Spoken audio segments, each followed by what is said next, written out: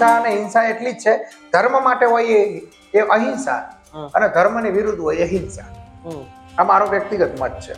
જેની વ્યાખ્યા સાર્વભૌમિક હોય, જેમાં હિત સાર્વભૌમિક હોય, જેમાં વાત સાર્વભૌમિક હોય અને દરેક વ્યક્તિને લાગુ પડતી હોય, દરેક જીવ માત્રને લાગુ પડતી હોય, આ બ્રહ્માંડમાં જે અસ્તિત્વ છે, જે આપણને ખબર છે એના સિવાય નથી, એના માટે પણ મૂળ સત્ય આ જ હોય, એને ખરેખર સાચો ધર્મ કહી શકાય. જેને કહે કે ધારણ કરવું એને ધર્મ. વિદેશના લોકો ભારતને એવું સમજતા હતા કે સાફ સફેરાવાનો દેશ, બરાબર છે. પણ વિવેકાનંદના ગયા પછી ખબર પડી કે આ દેશ સૌથી મોટો સાયન્ટિફિક છે. એની પહેલા પણ ખબર પડી, પણ જે છેલ્લી સદીમાં લોકોને જાણ થઈ હોય તો એમના. બાકી વિક્રમ રાજાની વાત કરીએ તો એક પણ જાતનું હથિયાર ચલાયા વગર ઈરાક સુધી સામ્રાજ્ય, બરાબર છે, એક પણ જાતનું હથિયાર ચલાયા વગર. આ હિન્દુ ધર્મની ખાસિયત હતી. ભક્તિ માર્ગના આવેશમાં ભારતની પ્રજાને, બરોબર છે, રાષ્ટ્રવાદ કરતા સ્વર્ગ વધારે વાલું લાગતું. આ ભારતની ગુલામીનું કારણ છે. તો બૌદ્ધના જે ઓરિજિનલ વિચારો હતા એ મતને ભારત ન સમજી શક્યું. એક સમય એવો હતો ભારત 80% બૌદ્ધમય હતું, પણ જે માના અસ્તિત્વનો સ્વીકાર નથી કરતા ને એનાથી મુખ ફેરવે છે. સ્ત્રીને ન જોવી એ મહાનતા નથી, પણ સ્ત્રીને જોયા પછી એમાં મા ભગવતીને જોવી ને એમ નામ મહાનતા છે. એ ન જોતા એટલે ડર છે, ક્યાંક મારી કામ વાસના જાગૃત. હું હિન્દુ છું અને એનું મને ગર્વ છે. આવું તમે આમ સેન્ટેન્સ ઘણા બધા લોકો પાસે વાંચ્યા છે. પણ ખરેખર હિન્દુ કોઈ સંસ્કૃતિ છે કે સિંધુ નદી છે કે શું છે? અને હિન્દુ ધર્મની આખી ફિલોસોફી શું છે? હું ઘણી વખત જગતના વિદ્યમાન ધર્મો જોતો હોય એટલે મને બી એવો સવાલ થતો. મારી પાસે બહુ ઘણા બીજા રેફરન્સ હોય, હું જોઉં બુક પુસ્તક, પણ મારી જોડે આજે એક મહાત્મા છે હંસગીરી બાપુ, અને એમની પાસે જાણવાનો પ્રયાસ કરી. મને એમ છે કે એમણે જગતના વિદ્યમાન ટોટલી ધર્મનો અભ્યાસ કર્યો છે અને અનુભવ્યું છે કે ખરેખર આ શું છે. બાપુ જય ગિરનારી. જય ગિરનારી. આ હિન્દુ છે ઈ આમ એક આખી સંસ્કૃતિ છે કે કોઈ આપણો ધર્મ છે કે એની કઈ રીતે છે? અમુક લોકો એવું કહે છે કે આ સિંધુ છે, એની જે આખી પેટર્ન છે. ખરેખર આમાં તમે તો આખા ધર્મ બધા જોયા છે, વાંચ્યા છે, તમારું શું કહેવાનું છે? હવે હિન્દુ ધર્મના અલગ અલગ ઉત્પત્તિના વિષય છે. મતલબ હિન્દુ શબ્દ માટે કોઈ સિંધ માટે પણ આવે છે, બરોબર છે. અને સિંધુ નદીની પેલી પારો રહેવા વાળા લોકો, જેને વિદેશના લોકો અભ્રંશમાં સિંધુને હિન્દુ કહેતા. એક શબ્દ એ પણ છે, પણ સૌથી પૌરાણિક જો શબ્દની વાત કરીએ, એક બાજુ આપણે હિન્દુ ધર્મ પણ કહીએ છીએ, બરોબર, સનાતન ધર્મ પણ કહીએ. સનાતનનો અર્થ છે જે હતું છે અને રહેવાનું, મતલબ શાશ્વત, બરોબર છે. પણ મૂળ આપણો ધર્મની મૂળ અલગ અલગ શબ્દો છે, બધા રાઈટ જ છે સમય પ્રમાણે, પણ મૂળ શબ્દ આવે છે વૈદિક. બરોબર છે, વૈદિક. અને જે આપણા વેદો છે એના ઉપરથી શબ્દ છે વૈદિક, અને વૈદિક ગ્રંથો આવું નામ આપવામાં આવે છે, જે એક જીવન જીવવાની પ્રક્રિયા છે. અને આપણું જે જ્ઞાન છે એ પર્ટિક્યુલર કોઈ હિન્દુ માટે છે એવું જરૂરી નથી, કેમ કે ફક્ત કોઈ એક કહેવાય ને કે એક બાઉન્ડ્રીના લોકો માટે હોય ને એ સત્ય હોઈ શકે નહીં. સત્ય ખુલ્લું હોય.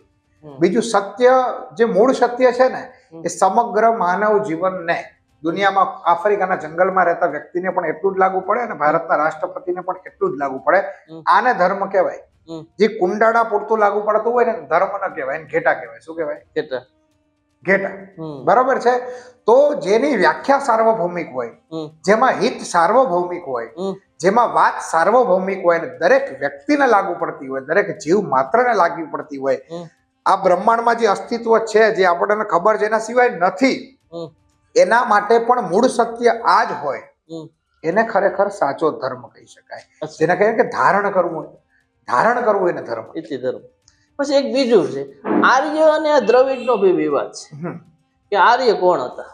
કેટલી બધી આર્યો વિશે માન્યતા છે, ક્યાંથી આવ્યા, અડધા કે આ દેશમાં આ દક્ષિણ વાળા બે ભાગ છે, મૂળ નિવાસી અને આર્ય. તો એ તમારું એ બાબતે શું કહેવું? હવે છે એવું કે વિદેશના લોકો ભારતને એવું સમજતા હતા કે સાફ સફેરાવાનો દેશ છે, બરાબર છે. પણ વિવેકાનંદના ગયા પછી ખબર પડી કે આ દેશ સૌથી મોટો સાયન્ટિફિક છે. એની પહેલા પણ ખબર પડી, પણ જે છેલ્લી સદીમાં લોકોને જાણ થઈ હોય તો એમનાથી. બાકી વિક્રમ રાજાની વાત કરીએ તો એક પણ જાતનું હથિયાર ચલાયા વગર ઈરાક સુધી સામ્રાજ્ય હતું, બરાબર છે. એક પણ જાતનું હથિયાર ચલાયા વગર. આ હિન્દુ ધર્મની ખાસિયત હતી. તો આ સમગ્ર મોટાભાગનો પૃથ્વીનો ભૂભાગ એ વૈદિક ધર્મમાં હતો જ. બાકીના બધા તો અસ્તિત્વમાં 3500 વર્ષથી આવ્યા. હા, બતાવે છે જૂના, પણ આવ્યા અસ્તિત્વમાં 3500 વર્ષ, કોકના 1500-1700 વર્ષ છે. બરોબર છે. પણ કહેવાનો આશય એ છે કે આર્યન થિયોરીની એની વાત છે, તો જે વિદેશના લોકો રહે ભારતને મૂર્ખ સમજતા છે. પછી આપણા શાસ્ત્રોનું વિદેશમાં ટ્રાન્સલેટ થાય છે. સૌથી વધારે જર્મની લેંગ્વેજમાં ટ્રાન્સલેટ થાય છે 1860 થી લઈને 90માં, અને 90માં ધડાધડ વૈજ્ઞાનિકો નીકળી પડે છે. તો કઈ રીતે વૈજ્ઞાનિકો? અત્યાર સુધી કોઈ વૈજ્ઞાનિક 60 સુધી પેદા જ નથી, પણ હિન્દુ ધર્મના ગ્રંથોનું જેવું ટ્રાન્સલેશન થયું એટલે ચાલુ ખબર પડી, એટલે સાયન્ટિસ્ટો પેદા થઈ ગયા આપણા જ ગ્રંથોમાંથી કોપી પેસ્ટ મારીને. પણ શ્રેય વૈદિક ધર્મને કે સનાતન ધર્મને આપ્યું નથી. કાંઈ વાંધો નહીં, ઉદ્દેશ ચોરીનો હતો, એમનો સફળ. ઈશ્વર સદબુદ્ધિ આપે. પણ પછી આ લોકોને ખબર પડી કે આ લોકો જોડે જે ફિલોસોફી છે, જે તત્વજ્ઞાન છે, જે બ્રહ્માંડના રહસ્ય છે, જે જીવનના સત્ય છે, જે એમના જોડે મહાન આયુર્વેદ છે, જે એમનું નક્ષત્ર વિજ્ઞાન છે, આપણે તો એના 1% પણ નથી. તો હવે એમનું જે જ્ઞાન છે એને જો શ્રેય આપણે લઈ લેવું હોય તો એના માટે એક થિયોરી ગણી અને ભારતમાં એક જાતિવાદ નાખવામાં આવ્યો કે આ લોકો ભારતના મૂળ નિવાસી છે અને કહેવાતા 2-3 જે કોમ છે વિદેશી આર્ય છે. ક્યાંથી આવી? વિદેશથી. મતલબ વિદેશથી. તો કે અહીંના જે મૂળ નિવાસી હતા એ લોકો જોડે કોઈ જ્ઞાન કે કઈ હતું નહીં. જ્ઞાન કોણ લઈને આવ્યું? વિદેશના આર્યો લઈને આવ્યા. એટલે આ વાતથી સાબિત શું થાય છે કે ભારત તો સાપ સપેરાઓનો દેશ હતો. આ તો અમારા પૂર્વજો હજારો વર્ષ પહેલા જે આર્ય હતા એ ભારતમાં પ્રવેશે છે. બરોબર છે. અને ભારતના મૂળ નિવાસીઓને આ બધું જ્ઞાન આપે છે. શ્રેય ક્યાં ગયું? પાછું વિદેશમાં ને. એના માટે આ થિયોરી ઊભી કરવામાં આવી છે. જેનાથી ભારતની જે બૌદ્ધિક ક્ષમતા છે, ભારતનું જે વિશ્વગુરુનું જ્ઞાન છે, બરોબર છે, દરેક વિષય ઉપર જે ભારતના જ્ઞાનની પકડ છે, આનું છે ભારતને આપવામાં અંગ્રેજોને ક્યાંક ને ક્યાંક હીન ભાવના ઉઠતું હતું. એ ચાલુ આપણે આખી જિંદગી જેને ડફો કીધા એ સૌથી શ્રેષ્ઠ માનવો કઈ રીતે? એ પૈચું નહીં. એ પૈચું નહીં એટલે નવી થિયોરી બહાર પાડીને એ થિયોરી ઉપર આજે આ જય ભીમ જય મીમ ને આ બધી વ્યાખ્યા દેશમાં ચાલે છે, એનું પોલિટિક્સ પણ ચાલે છે. એમને મુબારક. પછી મારે તમને એ કહેવું, જે દેશની અંદર બૌદ્ધ ધર્મ જન્મો, બરાબર, જૈન ધર્મ જન્મો, પણ એની સંખ્યા કેમ ઓછી છે? આપણે ત્યાં હોય 100% હોવો જોઈએ, કેમ ટકો નહીં? જો સંખ્યા તો છે ને, જૈન ધર્મને પણ વધારવી છે, પણ આખા દિવસમાં ચીનમાં છે અને બૌદ્ધની વાત છે ને, બૌદ્ધ ધર્મમાં જૈનની વાત. હા, બૌદ્ધ આપણે એના લેવલની આપણે ત્યાં જન્મદાતા તો આપણે જ છીએ ને. હું તમને એની વાસ્તવિકતા કહું કે જૈન ધર્મની પહેલા વાત કરીએ તો જૈન ધર્મ છે ને ઈશ્વરવાદમાં નથી માનતો. આપણા જે આસ્તિક અને નાસ્તિક દર્શન છે એમાં નાસ્તિક દર્શનમાં આવે. બુદ્ધ પણ નાસ્તિક દર્શનમાં આવે. ઈશ્વરના અસ્તિત્વનો સ્વીકાર કરતા નથી. જૈનો પણ નથી કરતા, બુદ્ધ પણ નથી કરતા, અને ચાર્વક પણ નથી કરતા. હવે જૈન ધર્મને પણ પોતાનો વિસ્તાર કરવો છે, પણ એના નિયમ એવા છે કે દિવસમાં પાણી નહીં પીવાનું. તો આપણા દેશની 60-70% પ્રજા તો મજૂરી વાળી પ્રજા છે, મતલબ ખેતીમાં એમાં છે. તો એ એના નિયમો કઈ રીતે પાડી છે? બરોબર. મહાવીરજીએ આજથી 2000 વર્ષ પહેલા ચપ્પલ નહોતા પહેર્યા. હવે આ લોકો સલાહ આપે તમે ચપ્પલ ના પહેરો તો એ શક્ય નથી. એટલે એમના નિયમોની જે દ્રઢતા છે, જે સામાન્ય પરિવાર કે સામાન્ય પ્રજામાં વ્યાપ્ત થઈ શકે એમ નથી. એટલે જૈન ધર્મનો વિકાસ નથી. બીજું, એ એમની જડતા સાથે કોમ્પ્રોમાઇઝ કરવા નથી માંગતા. એ પગમાં પાટા વીંટી લેશે. બરોબર છે કે અમારા મહાવીરજી ચપ્પલ નતા પહેરતા, મહાવીરજી મહાન હતા, આપણે પણ એમને માનીએ છીએ કે પગમાં પાટા વીંટી લેશે કાપડના ચપ્પલ નહીં પહેરે. એ એમનો નિયમ છે, એમાં કોઈ વાંધો નથી. રહી વાત બૌદ્ધની, કે ભારતના લોકોએ બૌદ્ધ મતલબ સિદ્ધાર્થ ગૌતમ કે જેને આપણે બૌદ્ધ ભગવાન કહીએ છીએ ને, સમજવામાં બહુ મોટી ભૂલ કરી. અને એના અભ્યાસથી ભારતની અંદર અહિંસાવાદ, ખોટો અહિંસાવાદ, બરોબર છે. મારી દ્રષ્ટિમાં તો અહિંસા અને હિંસા એટલી જ છે. ધર્મ માટે હોય એ અહિંસા અને ધર્મની વિરુદ્ધ હોય એ હિંસા. આ મારો વ્યક્તિગત મત છે. તો એની અંદર એટલી બધી અહિંસા આવી ગઈ કે હુણોથી લઈને આ બધા લોકો જે આક્રમણ કર્યા ને, ભારતના લોકો લડવા તૈયાર નહોતા. અને જે કામ બૌદ્ધોએ કર્યું એ જ ભારતના ભક્તિ માર્ગે કર્યું. કે જ્યારે ખરેખર મોગલો સામે લડવાની જરૂર હતી ને, ત્યારે મંદિરમાં ઘંટડો વગાડી કે વિષ્ણુ ભગવાન બચાવવા આવશે. હવે અર્જુન વખતે હાજર હતા તો સલાહ જ આપી હતી અને માર્ગદર્શન આપ્યું હતું. કૃષ્ણ ખુદ યુદ્ધ નતા લડ્યા, છતાં પણ ભક્તિ માર્ગના આવેશમાં ભારતની પ્રજાને બરોબર છે રાષ્ટ્રવાદ કરતા સ્વર્ગ વધારે વાલું લાગતું હતું. આ ભારતની ગુલામીનું કારણ છે. તો બૌદ્ધના જે ઓરિજિનલ વિચારો હતા એ મતને ભારત ન સમજી શક્યું. એક સમય એવો હતો કે ભારત 80% બૌદ્ધમય હતું. અચ્છા. કેમ કે જાતિવાદી બહુ ચરમસીમા ઉપર હતી અને બૌદ્ધ બધાને કોઈ પણ જ્ઞાતિને સહજ રીતે સ્વીકાર કરતા હતા. તો 80% થી વધારે ભારત બૌદ્ધ થઈ ગયું. પણ બૌદ્ધની અંદર એમના અહિંસાવાદના વાક્યને ન સમજ્યા, બૌદ્ધના સારા વિચારોને ન સમજ્યા, એના અભ્રંશની અંદર દેશ નપુંસકતાની સ્થિતિમાં આવ્યો અને વિદેશી આક્રમણને સહન ન કરવાની સ્થિતિમાં આવ્યો. એટલે ધીમે ધીમે ભારતમાંથી બૌદ્ધ ધર્મ ગયો. આ એનું મૂળ કારણ છે અને વિદેશમાં વ્યાપ્ત રહ્યો. અને ચાઇનાના લોકોએ સારી રીતે સમજ્યા કે આપણે માર ન ખાઈ લેવાનું કોઈ ગાલ ધરે તો ચાઇના ખરેખર ખોરાકની દ્રષ્ટિએ છોડી દો. બરોબર છે. હા, ખોરાકની દ્રષ્ટિએ છોડી દો તો ખરેખર અસલ બૌદ્ધને સમજે છે. એટલે જ ભારતના એક મહાન વ્યક્તિ, એક રાજા હતા અને બૌદ્ધ ભિક્ષુ બને છે. બરાબર, એના ઉપર પિક્ચર પણ છે સાઉથમાં, ચેન્નઈ વર્સિસ ચાઇના, બૌદ્ધિવર્મન. જે ચાઇનાને માર્શલ આર્ટ આપે છે અને ચાઇનાને શીખવાડે છે કે અસલી બૌદ્ધનું મતલબ શું હતો. ભારતના લોકો ન સમજી શક્યા. અચ્છા. એટલે ભારતમાં બૌદ્ધ ધર્મ ઓછો છે, વિદેશમાં વધારે છે. અને અત્યારે જે જય ભીમના નામે બૌદ્ધ માટે નીકળી પડ્યા છે લોકો, એને બૌદ્ધ ધર્મથી કાંઈ લેવા દેવા નથી. એ પોલિટિકલ કહેવાતો કઠપુતલી બૌદ્ધ ધર્મ છે. અચ્છા. પણ બીજું દલાઈ લામાથી કાંઈ લેવા દેવા નથી. બીજું મારે તમને પૂછવું કે આપણે ત્યાં એક ઓશો રજનીશ પણ થઈ ગયા. હા, બરાબર. એમની ફિલોસોફી બહુ આમ જે તે ટાઈમે બહુ આમ લાગતું લોકોને કે આ સમાજ જીવનમાં પરિવર્તન કરશે, લોકોની કંઈક કરશે. પણ એની સમય જતા માત્ર આમ પિક્ચર જેવું જ રહ્યું, એનો કઈ સમાજ જીવનનો કોઈ બદલાવ ન હોય. આજ તમે એક વસ્તુ ચેક કરી લો કે ભારતમાં નીકળેલો મધ્યપ્રદેશમાંથી એક યુવાન જે અમેરિકાની સત્તાને પણ જો ડર લાગતો હોય, બરોબર છે, ત્યાં સુધી પહોંચ્યા કયા દમ ઉપર? ભારતની હિન્દુ ફિલોસોફી ઉપર, ભારતના તત્વજ્ઞાન ઉપર. બરોબર છે. તો આવડો મોટો તો પ્રહાર બીજો તો વિશેષ ન હોઈ શકે. બીજું, આજે તમે 10 યુવા પેઢીમાં તમને એમ લાગે ખરેખર આધ્યાત્મિક વ્યક્તિ છે, એ 10 યુવાનોને પૂછશો ને તમે કોને ફોલો કરો કે તમે કોના વિચારથી પ્રભાવિત છો, 10 માંથી હું ગેરંટી આપું 7 લોકો રજનીશ ઓશોને ફોલોવર છે. બસ તકલીફ ક્યાં છે ખબર છે? મારો વ્યક્તિગત મત આપું છું. હું કોઈ ઓશો ભગવાનની નિંદા કે રજનીશ ઓશોની હું નિંદા નથી કરતો, પણ રજનીશજી છે ને, ઓશોજી એ સમય કરતા વહેલા જન્મી ગયા. જો રજનીશજી 2025 ની આસપાસમાં જો ફિલોસોફી લઈને નીકળ્યા હોત ને, તો હું એમ કહું છું કેટલાય સંપ્રદાયોનો નાશ થઈ ગયો હોત. હું એમ માનું છું કે આવનારા 10 વર્ષ પછી ઓશોજીને સમજવા વાળો વર્ગ વધશે, ઘટશે નહીં. પણ હું તમને એવું મારું તમને કહેવાનું છે કે તમને નહીં લાગતું કે ઈ કેવું નોલેજ છે, તમે બે બાજુ હાલે છે. એમાં તમે તમારા મતે સાચા છો, પણ રજનીશજીના ઓશોનો પ્રચાર કઈ રીતે થયો ખબર છે?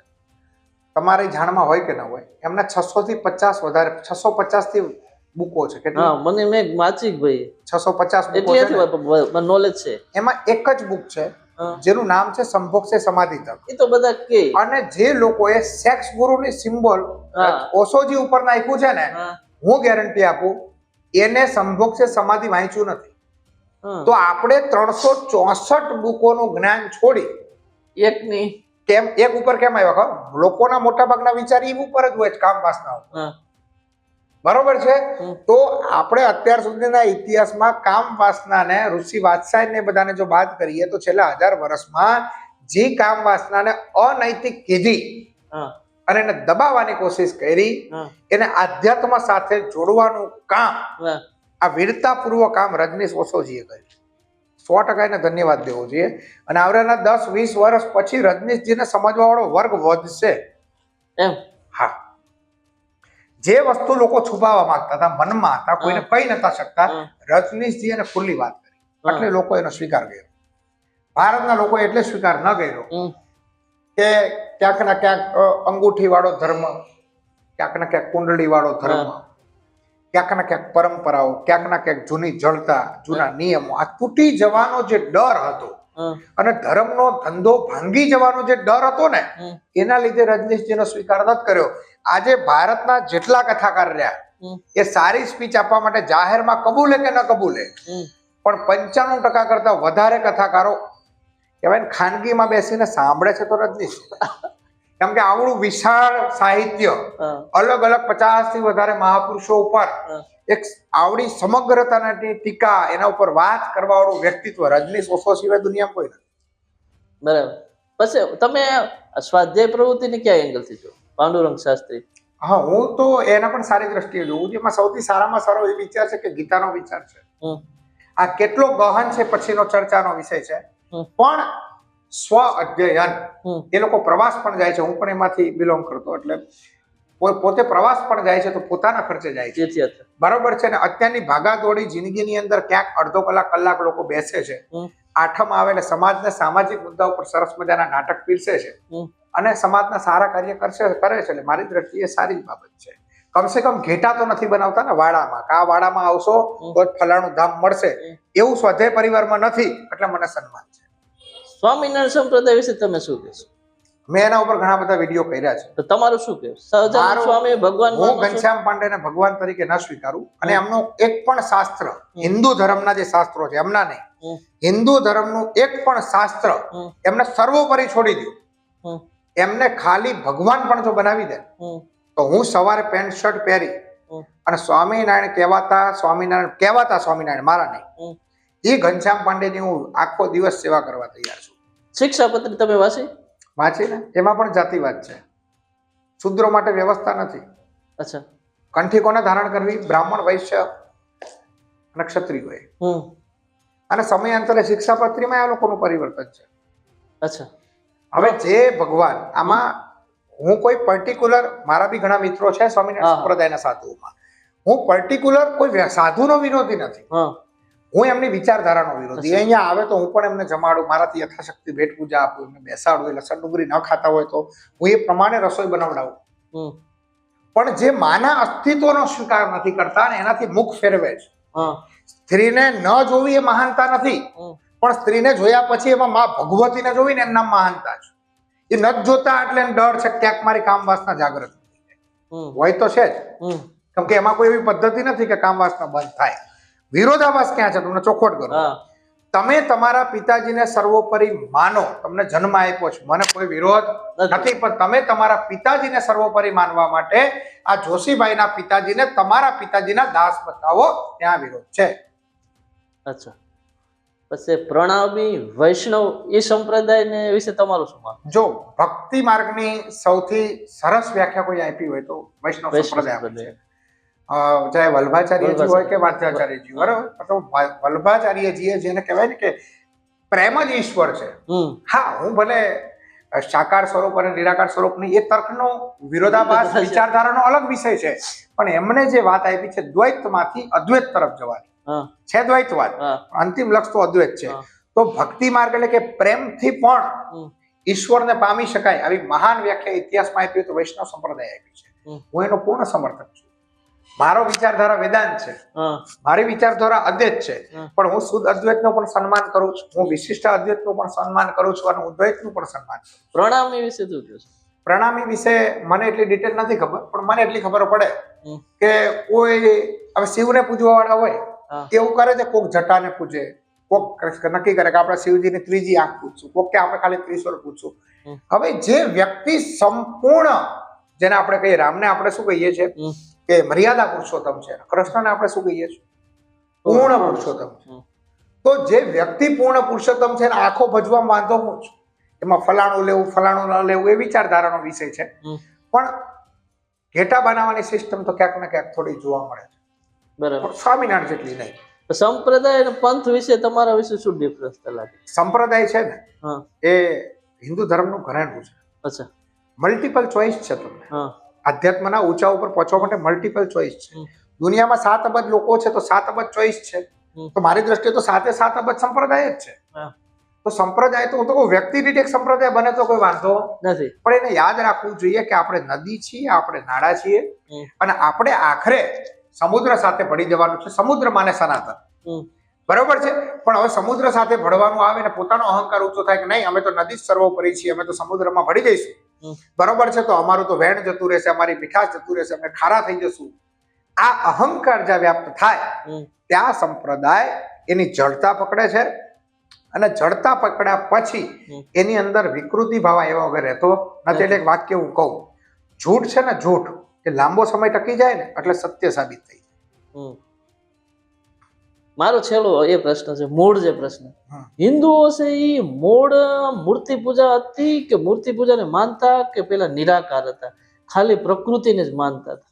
જો તમે મોહેન્જો-દરો અને આ બધાનો અભ્યાસ કરો, મૂળ તો આખા વર્લ્ડની જે વાત કરીએ ને, દુનિયાની, હા દુનિયાની, તો સંપ્રદાય મતલબ જેને કહેવાય ને કે આધ્યાત્મિકતાની શરૂઆત રહી ને એ પિતૃ પૂજાથી થઈ છે. તમે બેબીલોનની સંસ્કૃતિ જોઈ લો, અમેરિકાના રેડ ઇન્ડિયનની સંસ્કૃતિ જોઈ લો, ઇજિપ્તના પિરામિડમાં જે બીમ હાચવી રાખે છે, મમ્મી હાચવી, એ પણ પિતૃ પૂજા છે. દુનિયાની પ્રથમ સંસ્કૃતિ કે ધર્મનો વિકાસ પિતૃ પૂજાથી થયો છે.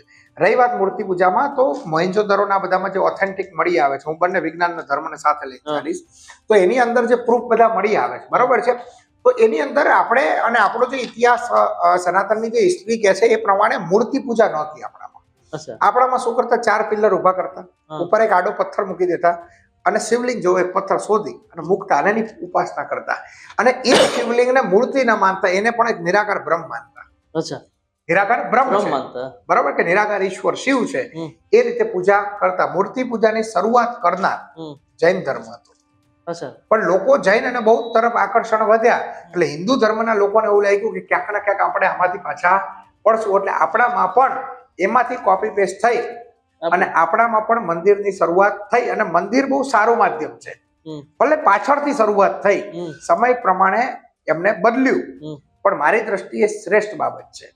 જો મંદિરની વાત તમે નમશો કઈ રીતે, મંદિરની વાત માણસ જશે કઈ રીતે, બરોબર છે, પણ એ મૂર્તિની અંદર સામે જોઈએ કે એ જે અસ્તિત્વ છે ને, એ આંખ બંધ કરો એ અસ્તિત્વ તમારી અંદર છે, એટલે મૂર્તિ પૂજા પણ જરૂરી છે. એક બીજું, શંકરાચાર્ય આપણે મઠ થાય પણ એની હિન્દુ ધર્મ ઉપર શું અસર થઈ? એની પાછળ એનું આયોજન હતું કે એ સમયની માંગ હતી કે શું હતું? એ સમયની માંગ એવી હતી કે 75% કરતા વધારે 80% જેટલો સમાજ છે ને બૌદ્ધમય થઈ ગયો. ત્યારે એક કુમારીલ ભટ્ટ કરીને વ્યક્તિ હોય છે, જે બૌદ્ધ ધર્મ બ્રાહ્મણ હોય છે અને બૌદ્ધ ધર્મમાં દીક્ષિત હોય છે. ત્યારે એક જ રાજ્ય એવું બચ્યું હોય છે કે જેમાં વૈદિક હિન્દુ ધર્મ હોય છે, અને એની સાથે પણ બૌદ્ધ લોકો શાસ્ત્રાર્થ કરવા તૈયાર હોય છે. બૌદ્ધમાં લોકો ટૂંકમાં વાત કરીએ તો શૂન્યવાદમાં માને, જગત બધું શૂન્ય છે, ઈશ્વર છે શૂન્ય છે.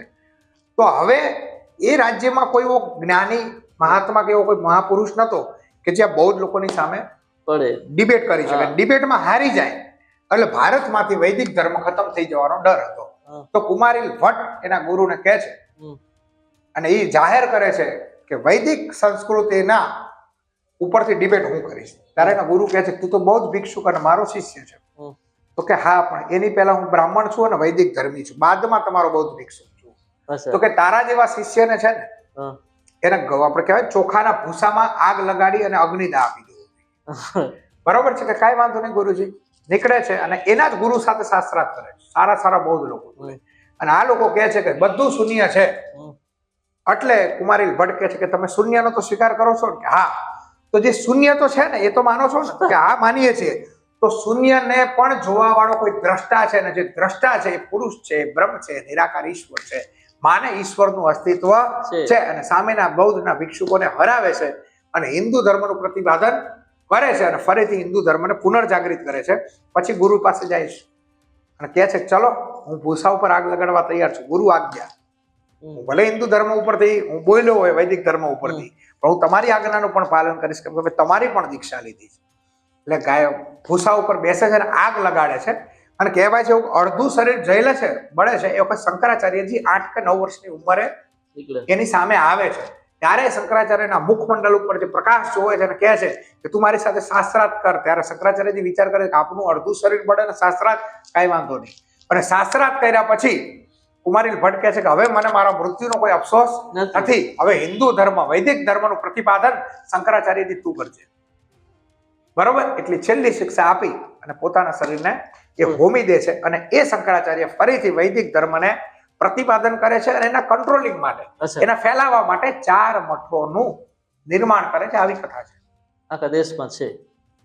ઓકે, તો આ તો હિન્દુ ધર્મની હિન્દુ ધર્મ અને એની ફિલોસોફી બહુ ગહન વિષય છે. મારી જોડે બી આ તો બહુ ઓછો ટાઈમ છે, નહીતર ઘણી વખત આમાં કલાકો ને કલાકો જતી રહી. ક્યારેક જીવનમાં ટાઈમ મળશે બાપુને એ અનુકૂળતા હશે તો આપણે ફરી ક્યારેક ચર્ચા કરશું. જીવનમાં આપણી પાસે સમય હોય અને તમે હિન્દુ છો, હિન્દુ ધર્મમાં જીવતા હોય અને પોતે કંઈક પોતાના દિલથી આચરણ કરવા માંગતા હોય તો આ વાતો જાણવી, જોવી, સાંભળવી જરૂરી છે. આ ઘેર બેઠી ગંગા છે, તમે યુટ્યુબમાં પોઝિટિવ વાત કરીને જોજો, તમને બધું મળશે. મેં બાપુનો અનુભવ અને જે શાસ્ત્રોની વાતો કરી અને શાસ્ત્રોની વાતો તમને બતાવવાનો પ્રયાસ કરી છે. અને વ્યક્તિગત કે કોઈ માણસ જોડે આમાં કઈ વાંધો ન હોય. ઘણી વખત સિસ્ટમ અને એમની જે વાત હોય એની ઘણી વખત ઓછું વધુ હોઈ શકે છે. બસ આટલું છે. ફરી મળશું કોઈ નવા વિચાર સાથે, નવી વાત સાથે. અને તમને અમારા આ જે ડિબેટ છે, અમારી જે ચર્ચા છે, અમારું બ્રોડકાસ્ટ છે, કેવું લાગ્યું એ કોમેન્ટમાં બતાવજો. તમે લખજો કે ભાઈ શું કેવું છે, તમે શું માનો છો. બસ આટલું. જય જય ગરવી ગુજરાત.